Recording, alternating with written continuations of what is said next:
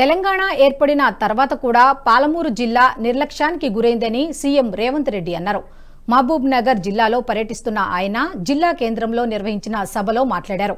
ఈ ప్రాంతం అభివృద్ధి చెందడానికి పరిశ్రమలు తీసుకువచ్చేందుకు తాను కృషి చేస్తున్నట్లు చెప్పారు. ప్రజల సూచనలను ఈ ప్రభుత్వం తప్పక పాటిస్తుందన్నారు. పార్టీ కార్యకర్తలకు న్యాయం చేస్తామని, త్వరలోనే స్థానిక సంస్థల ఎన్నికలు నిర్వహిస్తామని వెల్లడించారు.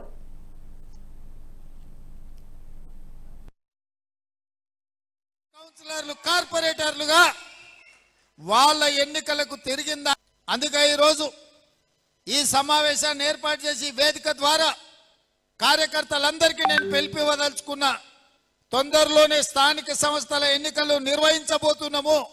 ఆ స్థానిక సంస్థల ఎన్నికలలో ఎమ్మెల్యేలు ఊరు తిరిగి ఇల్లు తిరిగి మిమ్మల్ని సర్పంచులుగా, ఎంపీటీసీలుగా, ఎంపీపీలుగా, జడ్పీటీసీలుగా, మున్సిపల్ కౌన్సిలర్లు, కార్పొరేటర్లుగా వాళ్ళ ఎన్నికలకు తిరిగిన దానికంటే ఎక్కువ మీకోసం తిరుగుతారు.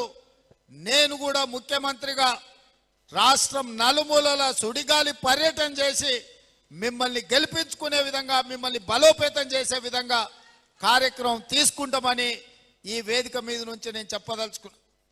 మా మంత్రి గారికి, మా ఎమ్మెల్యేలకు నేను సూచన చేస్తున్నా. ఎక్కడెక్కడైతే టెంపుల్స్ ఉన్నాయో టెంపుల్స్ కమిటీలు, మార్కెట్.